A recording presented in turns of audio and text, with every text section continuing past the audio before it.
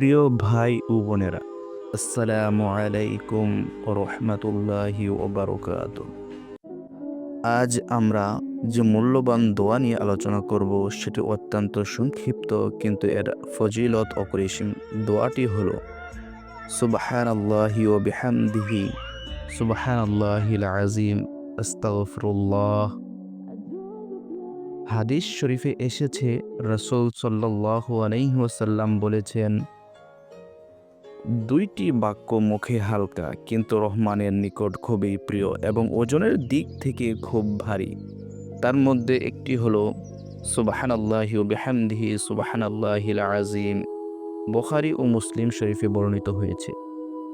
কেউ যদি ফজরের 2 রাকাত সুন্নত আদায় করার পর 100 বার এই দোয়াটি পাঠ করে, ইনশাআল্লাহ দুনিয়াতে তার কোনো কিছু অভাব হবে না।